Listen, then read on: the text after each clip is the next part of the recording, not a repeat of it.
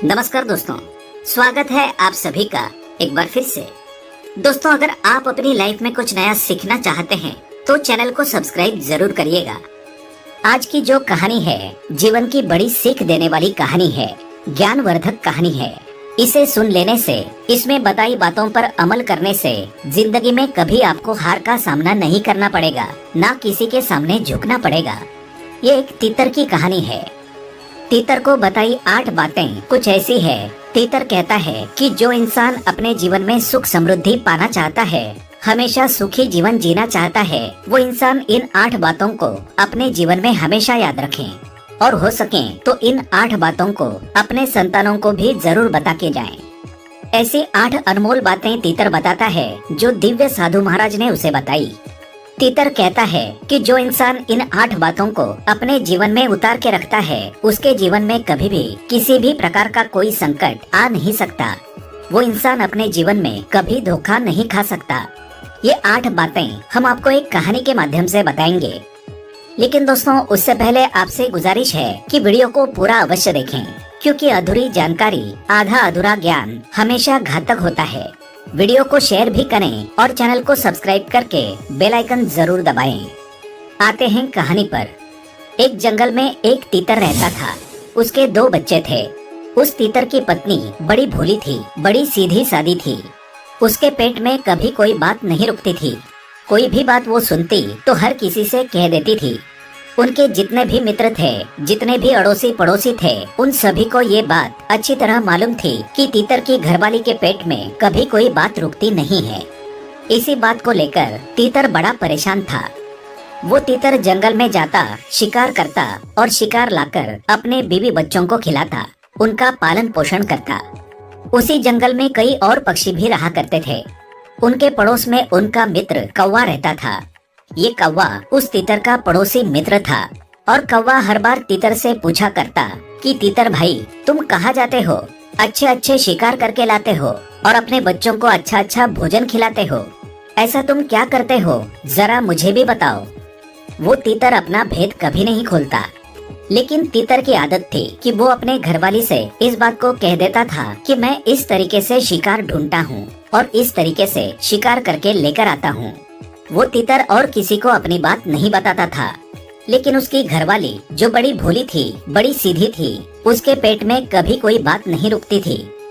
और तीतर से कुछ पता नहीं चलने पर वो कौवा तीतर की घरवाली से इस बात को पूछता था कि तुम्हारा पति कहाँ जाता है और कैसे शिकार करके लाता है। वो तीतर अपने घरवाली को खूब समझाता कि तुम किसी से कुछ मत कहा करो। अगर तुम ऐसे करती रही तो एक दिन ऐसा आएगा कि हमारे खाने के लाले पड़ जाएंगे, हमें भोजन मिलना बड़ा मुश्किल हो जाएगा। लेकिन उस तीतर की पत्नी भोली थी और भुलक्कड़ भी। वो कुछ देर उस बात को याद रखती, लेकिन कुछ देर बाद पति तीतर ने कही बात को भूल जाती। इसी बात को लेकर वो तीतर बड़ा चिंतित रहता था, क्योंकि तीतर मेहनत से भोजन इकट्ठा करके लाता था। हर रोज नई जगह खोजने की कोशिश करता था, नई जगह खोजकर अपना भोजन तलाश करता। लेकिन जब शाम को आकर अपनी पत्नी को बताता, वो बात पत्नी दूसरे दिन उस कौवे को बता देती। कौवा अक्सर इसी फिराक में रहता और तीतर की पत्नी को अक्सर पूछा करता कि तुम्हारा पति कहाँ गया था, इतने कम समय में भोजन कहाँ से लाया। वो कहता कि हम दिन भर भटकते रहते हैं, लेकिन हमें कहीं भोजन नहीं मिलता। और तुम्हारा पति ऐसा क्या करता है जो फट से जाता है और फट से भोजन लेके आता है। कौवे की इस बात को सुनकर उस तीतर की पत्नी वो सारी बातें बता देती जो तीतर उससे कहता, क्योंकि तीतर रोज जाता और रोज नई जगह खोज करके भोजन लेकर आता। और आते ही उसकी पत्नी पूछती कि आज कहाँ से लेके आए हो। वो तीतर अपनी पत्नी को बताता कि मैं फला जगह से भोजन लेकर आया हूँ। दूसरे रोज जब कौवा उस तीतर की पत्नी से पूछता तो वो तीतर की पत्नी उस कौवे को बता दिया करती। फिर कौवा वहाँ से चलता और उस तीतर वाली जगह पर अपना कब्जा बना लेता। तीतर को वहाँ आसपास भी भटकने नहीं देता।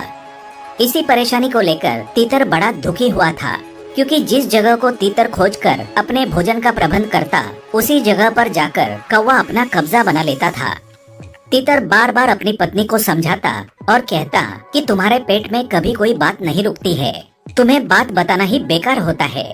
तुम्हें जो भी बात बताई जाती है तुम अन्य पक्षियों को बता देती हो। और वो पक्षी जाकर उस जगह पर अपना कब्जा कर लेते हैं जिस जगह को मैं खोजता हूँ। तीतर बड़ा परेशान रहने लगा। अब धीरे धीरे तीतर की पत्नी के इस स्वभाव के कारण तीतर पर यह नौबत आने लगी कि उसको कहीं भोजन मिलना बड़ा मुश्किल हो गया। तीतर को अपने बच्चों को, अपनी पत्नी को भोजन खिलाना भी बड़ा मुश्किल होता जा रहा था, क्योंकि तीतर जो भी जगह नई जगह खोजता उस जगह पर कौवा जाकर अपना कब्जा जमा लेता और तीतर को उस जगह के आसपास भी भटकने नहीं देता। अब तीतर के सामने बड़ी चुनौती आ गई, बड़ी समस्या खड़ी हो गई कि परिवार का और अपना पेट पालन कैसे करें। तीतर ने अपने और अपने परिवार के लिए जितना भी भोजन इकट्ठा कर रखा था, धीरे धीरे वो सब खत्म होने लगा। तीतर रोज दिन भर भटकता रहता, लेकिन तीतर को अब भोजन मिलना बड़ा मुश्किल हो रहा था। ये सब तीतर के पत्नी के कारण हुआ था। उसके पेट में कभी कोई बात रुकती ही नहीं थी और तीतर के पूरे परिवार को इस बड़ी समस्या का सामना करना पड़ रहा था। फिर तो ऐसी नौबत आई कि उनको भूखा सोना पड़ा। 2-2 दिन तक उनको भूखे ही सोना पड़ा। तीतर अपनी पत्नी को रात दिन कोसता रहता, कहता कि सब तुम्हारी वजह से हो रहा है। अगर तुम्हारे पेट में थोड़ी सी भी बात रुकती तो आज ये नौबत नहीं आती। तीतर की पत्नी तीतर से कहती, देखो जी, मुझ पर चिल्लाने की कोई जरूरत नहीं है। अगर आपकी क्षमता नहीं है हमारा पेट पालने की तो आप वैसा बता दीजिए। फालतू में आप मुझ पर दोष मढ़ते हो। तीतर इस बात को लेकर बड़ा परेशान हो गया और दिन भर भटकता भटकता एक साधु के आश्रम में पहुंच गया। साधु के आश्रम में पहुंचकर साधु को प्रणाम करके वहां चुप होकर बैठ गया। जब साधु ने उस तीतर को देखा कि तीतर बड़ा शांत बैठा है, साधु सोचने लगा कि इस तीतर के जीवन में कोई बड़ी समस्या है, कोई बड़ी परेशानी है। वो साधु उस तीतर के पास गया और तीतर से पूछने लगा कि तीतर, तुम्हारी ऐसी कौन सी समस्या है जो तुम इतने परेशान बैठे हो? लगता है कोई गंभीर समस्या है। तीतर ने साधु महाराज को प्रणाम किया और साधु को वो सारी घटनाएं सुनाई। तीतर कहने लगा, साधु महाराज, मेरी पत्नी के कारण मुझे ये दिन देखने पड़ रहे हैं। मैं हर रोज नए भोजन की खोज करता और अपने परिवार का पालन पोषण करता था, लेकिन जब मैं भोजन लेकर शाम को घर जाता तो मेरी पत्नी मुझसे पूछा करती कि आज भोजन कहाँ से लेकर आए हो, और मैं अपनी पत्नी को वो सारी बातें बता देता था। मैं यही सोचता था कि मेरी पत्नी मेरी जीवन संगिनी है और पत्नी से किसी भी बात का भेदभाव नहीं रखना चाहिए। इसी विचार से मैं अपनी पत्नी से पूरी बातें बता दिया करता था, लेकिन मेरी पत्नी बड़े भोले स्वभाव की है, बड़ी भुलक्कड़ है। पड़ोसी कौवा मेरी पत्नी से आके पूछता था कि तुम्हारा पति क्या करता है और कहाँ से भोजन लेकर आता है। मेरी पत्नी वो सारी बातें उस कौवे को बता दिया करती थी। दूसरे दिन वो कौवा जाकर उस स्थान पर अपना कब्जा जमा लेता था और हमसे कहता था कि यहाँ तुम्हारा आना मना है। हमें उस जगह पर भटकने भी नहीं देता था। इसी वजह से आज मेरी पत्नी के कारण ये नौबत आ गई है कि हमें एक समय का भोजन मिलना भी बड़ा मुश्किल हो रहा है। मेरे बच्चे भूखे बैठे हैं। इसी चिंता को लेकर मैं बड़ा दुखी हुआ हूँ। वो साधु महाराज तीतर से कहते हैं कि ये तुम्हारी मूर्खता है। जब तुम्हें ये मालूम है कि तुम्हारी पत्नी भुलक्कड़ स्वभाव की है, सीधी है, भोली है और उसके पेट में कभी कोई बात नहीं रुकती, तो तुम्हें ऐसी कोई बात उसको बतानी ही नहीं चाहिए जो तुम्हारे मतलब की हो। और जिस बात को किसी को बताने से तुम्हारा बुरा हो जाए, ऐसी बात को आप हमेशा अपने तक ही सीमित रखें। साधु महाराज तीतर से कहने लगे, तीतर, अब तुम मेरी बात गौर से सुनो। मैं तुम्हें ऐसी 7 बातें बताऊंगा। अगर तुम अपने जीवन में इन 7 बातों पर अमल करोगे तो कभी भी जीवन में दुख नहीं पाओगे। सबसे पहली बात साधु महाराज तीतर को बताते हैं, अपनी मजबूरी। अपनी मजबूरी कभी किसी को मत बताना, चाहे वो पत्नी हो या पुत्र हो या कोई मित्र हो। अपनी मजबूरी कभी किसी को मत बताना।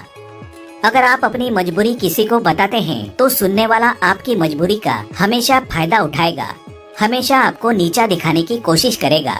इसलिए अपनी मजबूरी कभी किसी को नहीं बतानी चाहिए। दूसरी बात साधु महाराज तीतर को बताते हैं। साधु महाराज कहते हैं कि तीतर भाई, दूसरी बात जो मैं तुमको बताने वाला हूँ, ये बहुत ही खास और बहुत ही महत्वपूर्ण जानकारी है। इसको अपने जीवन में हमेशा याद रखना। साधु महाराज तीतर को दूसरी बात बताते हैं। कहते हैं, अपने भूतकाल की गलतियाँ और अपने भविष्य की रणनीति, दोनों बातें कभी किसी को नहीं बतानी चाहिए। अगर आप अपने भूतकाल की गलतियां बताते हैं तो सामने वाला आपकी उन गलतियों को पकड़कर आपको हमेशा नीचा दिखाने की कोशिश करेगा, आपको कभी भी ऊपर नहीं उठने देगा। हो सकता है आपके बने काम को बिगाड़ दें। इसलिए अपने भूतकाल की गलतियां कभी किसी को नहीं बतानी चाहिए।